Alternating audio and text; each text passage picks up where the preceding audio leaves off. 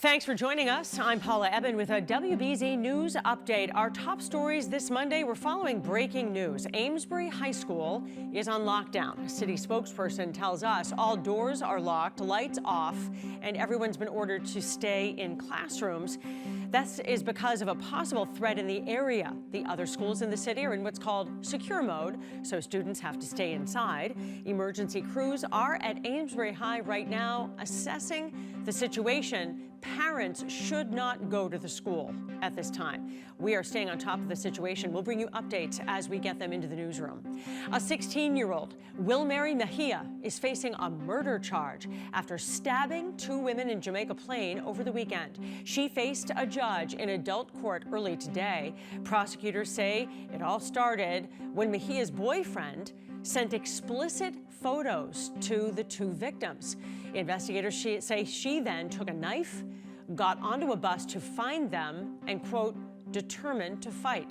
When she got to Jamaica Plain, a fight did take place. Two victims were stabbed in the chest. A 21-year-old woman who ultimately died was also stabbed in the neck.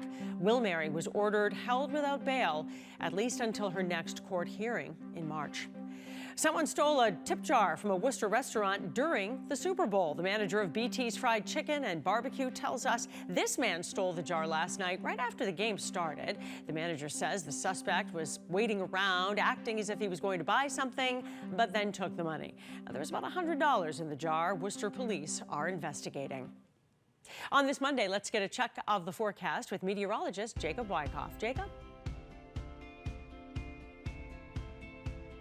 Chance for some record warmth to build in towards the end of the week, and that is our next big thing. Near record warmth, we're going to be in the neighborhood as we go Thursday and Friday.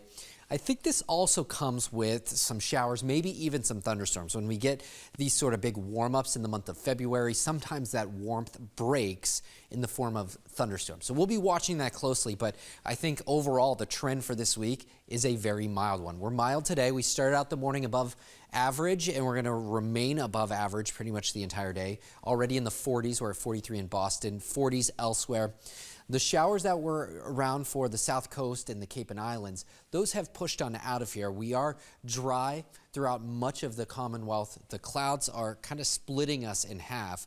Most of central and eastern Mass dealing with the cloud cover, partly to mostly cloudy skies, while the Berkshires and the Connecticut River Valley full-on sunshine. We have picked up a decent soaking of rain, half inch through Chatham, a little over a half inch in Nantucket. But as you got closer to Route 44, that was really sort of the dividing line north of there.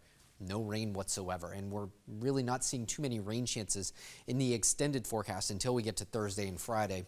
So here's how it plays out with Futurecast. We have a chance for a couple of flurries to fall into the overnight. Not going to pose any threat to the roads, something to talk about.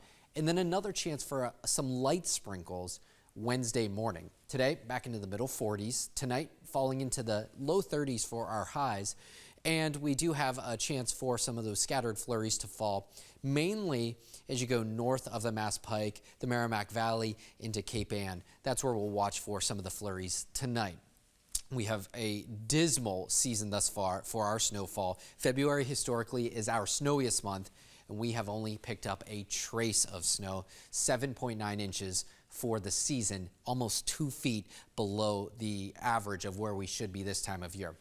48 degrees for highs tomorrow for Valentine's Day, looking A-OK, lots of sunshine. Bit of a breeze out of the northwest, gusting up to 25 miles per hour. But as I mentioned, our next big thing is a big warm-up in sight. We're going to see the mild air building in for Thursday and Friday. Before that breaks, you see that little bowling ball of cold air swing right through New England. By Saturday, we're back into the 30s. I mentioned that thunderstorm threat. Sometimes when we get these big warm-ups, we get storms that are initiated right along the cold front. There it is right there, swings through.